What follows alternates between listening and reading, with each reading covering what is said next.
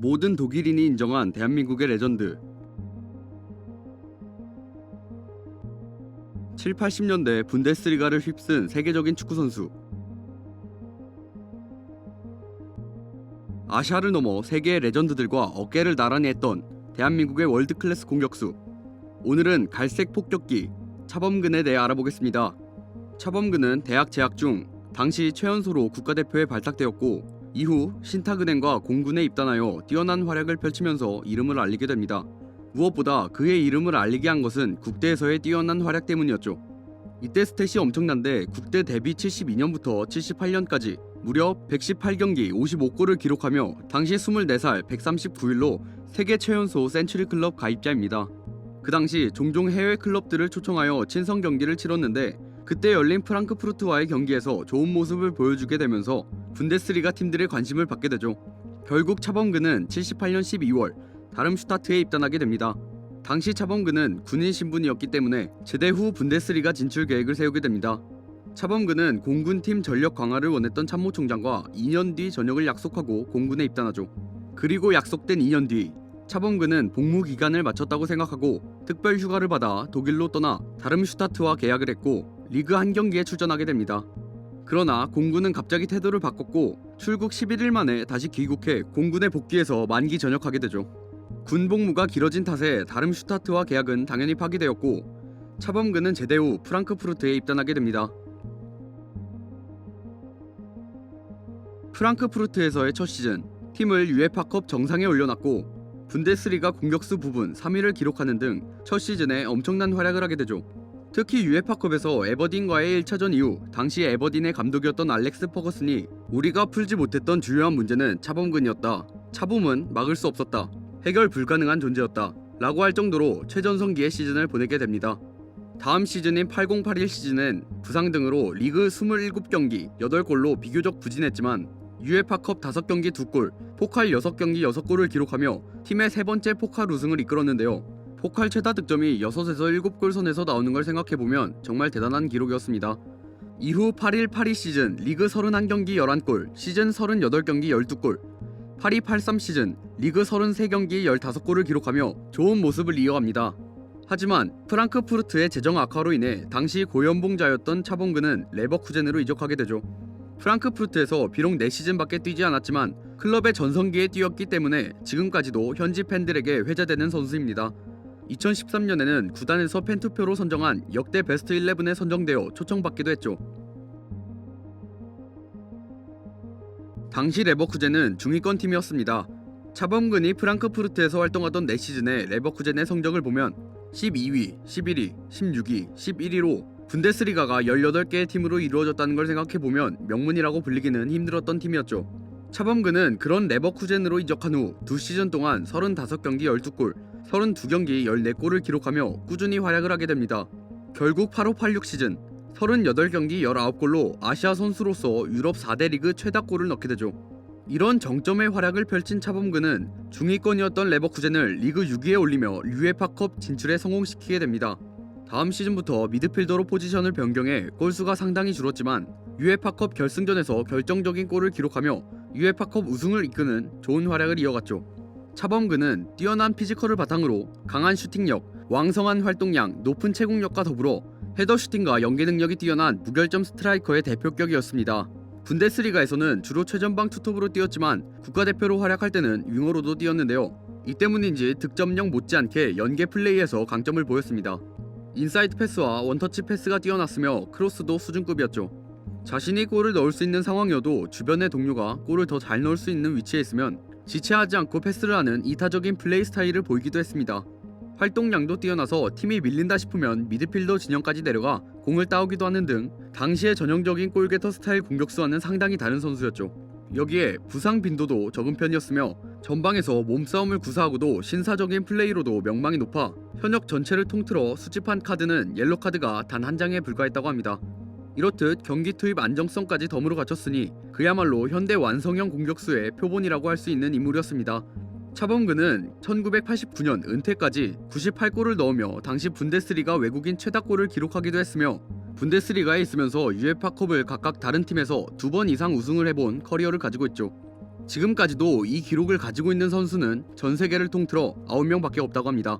분데스리가에서 이러한 대단한 활약을 보여준 만큼 독일 현지에서의 차범근의 위상은 정말 엄청난데요.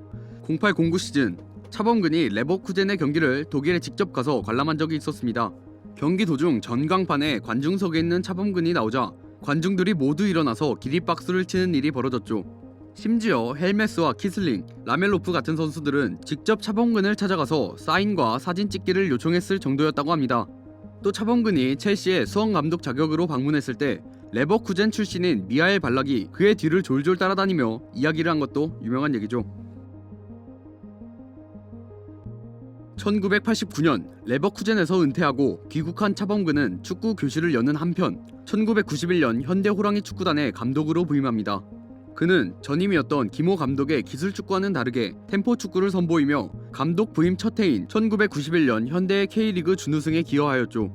1994년까지 울산의 감독을 맡으면서 통산 55승 50무 46패를 기록했으나 1994년 시즌 후 성적 부진으로 경질됩니다. 이후 차범근은 1997년 대한민국 대표팀 감독으로 선임되는데요. 차범근은 독일식 352를 채택하며 월드컵 예선에서 승승장구하게 됩니다. 역대 월드컵 중 우리나라가 최종 예선을 가장 수월하게 통과한 월드컵이기도 했죠. 이런 활약을 바탕으로 국내 언론들은 월드컵 본선에서 최초의 1승을 넘어서 16강을 목표로 하자고 설레발을 칠 정도였습니다. 그러나 기대는 산산조각이 나게 됩니다. 첫 경기부터 하석주가 백태클로 퇴장당하면서 무기력하게 역전패를 당하게 되죠. 언론에서는 당시 대표팀 최고의 스타였던 최용수의 결장을 두고 차범근의 리더십에 대한 비난이 등장했습니다. 엄청난 부담감과 함께 네덜란드를 상대로 0대5라는 굴욕적인 패배와 함께 차범근은 단숨에 역적이 됐고 결국 불명예스럽게 경질을 당하게 되죠. 그러나 제 아무리 형편없는 모습을 보였다 한들 대회 도중에 감독을 경질하는 건 도가 지나쳤고 실제로 당시 여론조사를 보면 우리의 실력이 부족했던 거지 경질은 지나치다는 의견이 지배적이었습니다. 당연하지만 멕시코는 90년대 이후 지금까지 계속해서 16강에 올랐던 팀이고 벨기에도 과거만은 못하지만 꾸준히 월드컵에서 좋은 성적을 기록하던 팀이었습니다. 그리고 네덜란드는 비록 월드컵 우승에는 실패했지만 자국 역사상 최고의 팀으로 꼽히는 그 거스히딩크의 팀이었죠. 월드컵 이후 차범근은 월간 조선과의 인터뷰에서 축구협회를 비난하고 K리그 승부 조작설을 제기하여 축구협회의 분노를 사 한국 축구의 명예를 훼손했다라는 이유로 5년간 자격 중징계를 받게 됩니다. 하지만 AFC에서 아시아 축구 영웅을 너무 막대한다라는 반응을 보이자 자격 정지를 3년으로 낮추게 되죠. 징계로 인해 차범근은 중국에서의 감독 생활을 시작합니다. 하지만 중국에서의 감독 생활은 썩 좋지 않았고 결국 2004년 수원의 감독으로 K리그에 복귀하면서 다시 감독으로 활약하게 되죠. 수원에 첫 부임한 차범근은 수원 축구의 스타일을 뒤엎고 피지컬을 활용한 축구로 수원을 개조하는데요. 시즌 초 불안한 모습을 보이기도 했지만 수비적인 부분을 보강해내고 결국 리그 우승을 이루게 됩니다. 전략적으로 키우고 있던 어린 선수들을 대신해 김남일, 송중국 등을 영입하게 됩니다. 즉시 성적을 뽑아낼 수 있고 팀을 자신의 축구색으로 완성시킬 수 있는 선수들로 꾸며내면서 K리그 리그컵 우승을 얻어내죠. 하지만 정작 중요한 리그와 아시아 챔스에서 성적이 좋지 않았는데 이후 내리막을 걸으면서 2000년 5위 이후 수원의 최악의 성적인 10위를 기록하게 됩니다. 전반기 역시 그다지 좋은 모습을 보여주지 못했는데요. 그 와중에 독일의 월드컵 해설을 다녀오면서 팬들의 강한 비난을 받게 됩니다.